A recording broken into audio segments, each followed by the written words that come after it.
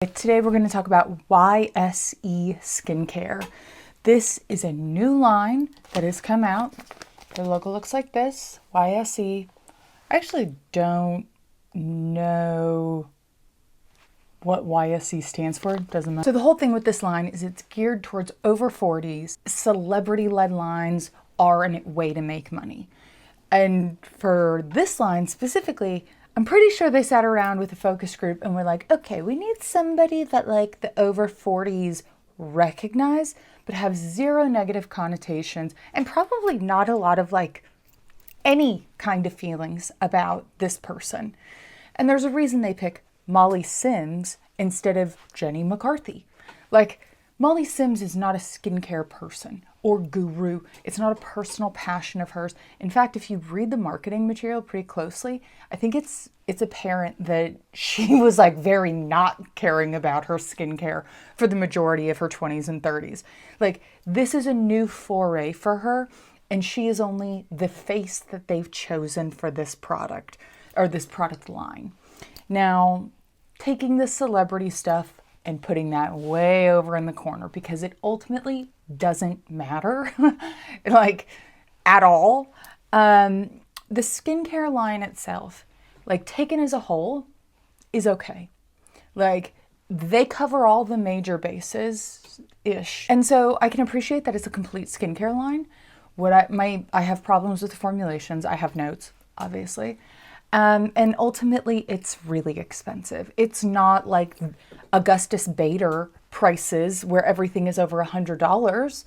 It's under $100, but they're just very expensive products for what you end up getting. And ultimately, there are better options out there, and we're going to talk about it. So the first thing, I didn't test every single thing in the line. The things that I didn't test that they offer, but I really wouldn't waste your time on. There's a highlighter stick that's also like vitamin C embedded. It's whatever, nonsense. They also do under eye patches. Look, under eye patches, I will do a separate video on them. But like, really, under eye patches are not going to do anything for you. Totally superficial. It only makes you feel good. It's like a luxury feeling product. 99.999% of patches are doing nothing for you. And then on top of that, even if they were going to be able to do anything, the amount of consistency over time that you would have to use the area of under your eye is so delicate and sensitive that any kind of an active ingredient is going to have such a gentle and light concentration that you're going to have to be using those eye patches once a week for 2 years before you start to actually see a result. So just keep that in mind with eye patches. Like, it's just a feel-good product. Start with her face wash because I think this is the most unique product in the entire offering. I've never, ever seen another formulation like this. It is a very thick gel that sort of emulsifies with water. One of the things that I didn't like about this is you have to use it on dry skin. And if you have makeup on, sunscreen, waterproof mascara, you're going to have to remove that first. Like this can kind of remove makeup, but not like waterproof, like heavy duty makeup. So you're going to have to use a remover first, then dry your face and your hands. You can't get any water on this. Otherwise it just disappears, which is like just an annoying extra step in like not the most logical workflow when you're like, I mean, let's be real. Like at night, you're tired. The fact that we're washing our faces at all is sometimes a stretch. So having to do these extra steps in between, I just didn't love that. The formulation itself is a squalene base, and and there's a lot of glycerin in here too. There are also an insane amount of herbal extracts that will do literally nothing for you. I don't know why you would ever put them in a face wash because it's going straight down the drain. I don't know why you would ever put it in skincare anyway. And I'm talking like passion fruit, apple, cucumber extract, rose, like all of these herbal extracts that ultimately do nothing and only just serve to be potential allergens. So that whole aspect of it is like, bizarre. And that is the theme that runs through the core, like the trend line through this entire skincare line, is that there are a lot of unnecessary herbal extracts in place of necessary ingredients. It smells like watermelon, so that's kind of fun. And if you have like really dry skin, I'm talking like Sahara Desert, Crypt Keeper, like deathly dry skin, a face wash like this might be all right. It does leave a bit of a residue. And if you're not familiar with the squalene based products, like that's exactly what you're feeling is the squalene, which is good because you just put water on your face and that squalene is a bit of an occlusive. So it leaves a little bit of a film, which, you know, some people like, some people don't. If you've got really dry skin, you're not going to notice it as much. If you've got any kind of breakouts, you're under 40, like your skin's still producing oil, you're not going to like that face wash. It will break you out. It's too heavy. Ultimately, I do think they're like the fact that it's squalene and glycerin based and it's a non-foaming cleanser, love that. But the reality is that it's $48 for 3.4 ounces, which brings its price per ounce to $14.10.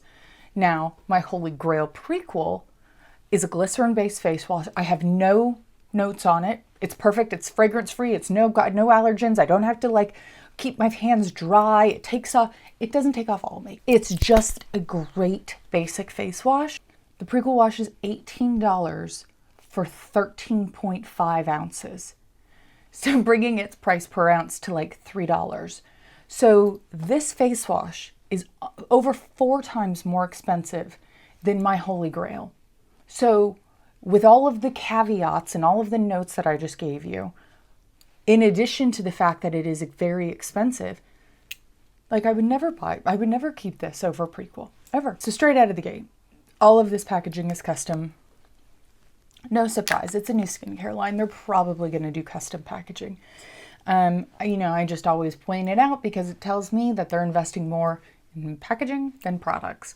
This 1 ounce jar of vitamin C serum that you're supposed to use in the morning after you wash your face is $85. Now, compared to the prequel vitamin C, and I'm going to tell you why I like the prequel vitamin C better, which is only $23 for, I think, the same amount. Yeah, for 1 ounce. So, you can get almost 3 of them for the same price. Now, this does have like a pretty elegant formulation. It's like a lightweight serum-y lightweight serum-y lotion. So the way that this form of vitamin C is stabilized is with silicones and niacinamide. It also has glutathione in it, which is all good ingredients. The prequel vitamin C is a little more simple. It's just vitamin C and ferulic acid. So look, ultimately, I think some of these other ingredients are great, but do they warrant this price tag?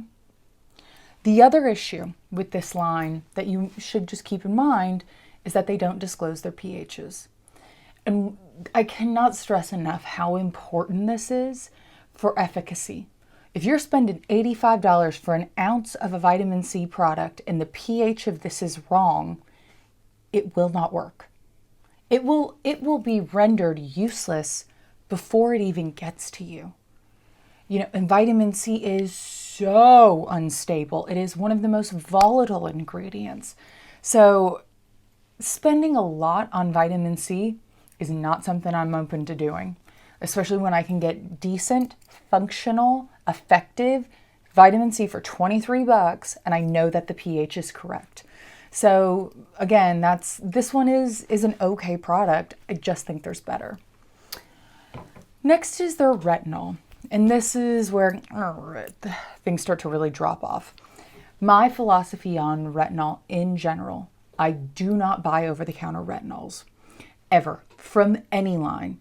And you'll see that like dermatologist-led brands like Prequel do not have a retinol product. Tretinoin cream is so much more effective. And what you get this giant tube of it from a dermatologist, a doctor. You can get it online. And that tube will last you years. You only need literally the size of my nail, pea-sized amount.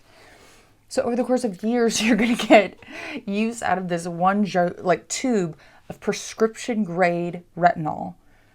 I do not understand ever any over-the-counter retinol products. I would never buy any of them. And this one specifically, and this is why it's interesting to read the ingredient lists and to start to understand how these ingredients work together. But this retinol product has beta-glucan and what else? Niacinamide. But there's no pH stabilizers in here. And they also use, so there's citric acid in here too. Again, no pH stabilizers. What ends up happening when you have beta-glucan and niacinamide combined with that citric acid is that it lowers the pH. So by lowering the pH, you end up destabilizing the retinol. So there is a very high likelihood that this product is pretty ineffective. The formulation itself lowers the efficacy of the retinol. And for the price, how much is this thing again? This one is $88 for 1 ounce. Hard pass on this one. Hard pass. Now, this brand has 2 exfoliants in it, and one of them is okay, and one of them is really disappointing. The first one, and I'll just address the disappointing one, is this Your Favorite X Deep Down Exfoliating Gel. There are no acids in here. There are only herbal extracts. And the idea is like, oh, you can use papain, or an extract from pineapple, or like papaya or pineapple, to use as like a natural exfoliant combined with a manual exfoliant. There's little gel, like little beads in here. Trash. Look, of course, if you put this on your hand and you scrub it around and then you rinse it off, this one is going to be lighter than this one because you just scrubbed a surface layer of skin off. But that's like not how we should be exfoliating our skin. Like, we have learned a lot since the St. Ives apricot scrub days, and manual exfoliation is one of the things that needs to stay in the 90s forever. You do not need to do manual exfoliation. It does not make your skin more clear. It does not help with breakouts. It only irritates your skin. This is $58 for 2.5 ounces, and it does nothing that I want. You know, if I want an actual chemical exfoliant, which is the whole point, this ain't it. And especially for that price. Super disappointing that they would even like release a product like this. But again, this is a celebrity-led skincare line. They are not leading with like dermatological principles. Now they do have another exfoliant, which is much better. It's these exfoliating pads. Now, I have never seen an exfoliating pad like this, but I'm sure there are other companies using this similar product, whatever factory made this. They're I liked it because you could get a couple uses out of it, and it has this little finger hole patch in it, and that's convenient, but that's about it. These are glycolic based pads. So it's glutolactone and glycolic acid. There is no moisture support here. So they don't have any squalene. They don't have any hyaluronic acid. And that's not necessary with an acid, but it is nice to have. And most really good acid exfoliators couple the acid with a hydrator. So for the price for these, this is the little travel pack, but for the full size one, it's $75 for 45 pads. Which is a lot. I mean, maybe I think you could use these pads twice, so you can get 90 uses out of it for that price, but there's just better acids out there. There is a brand called ITK that you can get at Walmart that does a tri-acid toner that has glutolactone, lactic acid, and another one. It is fantastic. It tells me the pH. It's exactly where it needs to be, and it is $10 for an entire bottle of acid. Like, amazing. I like that one even better than the Prequel one. It is the most cost effective and it's lactic acid based, which is one of the more gentle ones, but it's like it strikes that Goldilocks balance of efficacy without being too harsh. Glycolic for me is just like a little too harsh. But it works. Like it's okay. You could use this once or twice a week. Again, there's just better options out there. And then on top of it, this also has like all of those herbal extracts that I've mentioned before. Passion fruit, mango, cucumber, apple, like nothing. Do nothing for you. Just there to irritate your skin. Now the final functional product, they also have a dark spot remover. Based on everything I've seen, I would not trust that product. The final functional product is this moisturizer. They have one moisturizer. That's fine. I appreciate that. It's simple. I hate that it's in a jar. You guys spent all this money to make custom packaging and you let your consumers down by making it a jar? Come on. Especially for the price. What is this? This is their extremely rich moisturizer. It's 1.7 ounces and $68. So it's not the most expensive moisturizer out there. But considering I can get the Urea moisturizer, which is better than this, from Prequel, my God, how much is that one? $22 for 13 ounces. You're talking about something that's like $40 an ounce versus $1.63 an ounce. And the Prequel one is better. So this has some really good ingredients in it. I'm not going to rip the ingredient list apart. It's okay. It has this kind of it's like a chunky gel. It's kind of gloppy, and then it smooths to watery really fast. Just kind of a weird texture. Not the most enjoyable to use, but fine. My bigger issue with any jar product, one, you're exposing it to oxygen. Now, this doesn't really have any active ingredients in it, but you are exposing your product to oxygen every time you open that jar, which is unnecessary. We have airless chambers now. Do that. The other thing is that jars propel people to use more product than they need to. It is a psychological trick, and you're going to end up using more than you need. Always. That is why I prefer a dosed pump, because it allows me to control the amount that I'm using in a little more scientific way, methodical way, and use less product over time. It's just so easy to just dig your finger in here, throw some on, and you just end up using more than you need, which is exactly what they want. Use our overpriced, poorly presented product and use too much of it too fast. That's the goal. So yeah, this one, hard pass. There's just better products out there. They have 2 lip products. Now, one of them is really just jumping on the peptide lip balm bandwagon. It's fine. It's, I think, $22. It's a pretty shade of a neutral pink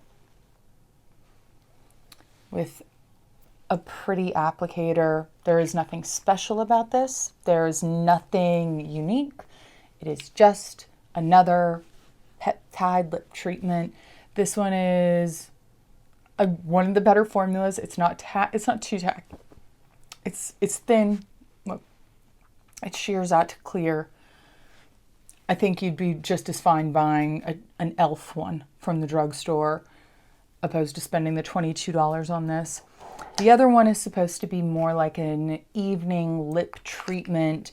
Of course, you could use this on your cuticles. But the truth is, This is 30 bucks and it's, what is this? 0.42 ounces. Aquaphor would be as if not more effective. And we know how inexpensive Aquaphor is. Like, it's just, there's just nothing to warrant this. It's not that great. And it's 30 bucks. Doesn't smell like anything, doesn't taste like anything. It's a very pretty, shiny balm. Yeah, I would say use Aquaphor instead. And you're going to get way more. You're going to get more moisturization and like a better price. And then the final thing that I tested is this Skin Glow Primer with an SPF 30 in it. It is a chemical sunscreen. This, I always like anything that encourages people to use sunscreen. Great. It's like a neutrally gold. First of all, that's pretty expensive for sunscreen. It didn't have any like primer function because it's got like a tinted tan pigment, especially for somebody who's more fair, but anyone. Like, it's not going to match your skin tone. You end up using less than you're supposed to. So then people think, oh, I got my sunscreen from this, but you didn't use the required like tablespoon you're supposed to and put it everywhere because you got this tint to it. Again, if you're using this in conjunction with other things, fine. For $54, I think you'd be better off buying a really good sunscreen and like the Milk Makeup Primer. Like, that's one of my favorite ones. It's lightweight. They've got a couple different versions, that foam one, they've got the gel one, and those actually work and they're inexpensive. And it's a totally like unnecessary product that just feels lumped on, trying to sell you stuff. So that is my complete breakdown and rundown of YSE. I think it's a skincare line headed in the right direction, sort of, but ultimately they're just trying to sell us mediocre products with a celebrity face. Now, if you love, again, the only one that I think could be really useful and interesting and truly is the most unique formula I've never seen before is the face wash. But outside of that, skip it. There's just better options. If you've got any questions or if you've used YSE and you like it, like, leave your comments below. Any questions? Of course, happy to answer. All right, guys. Mwah.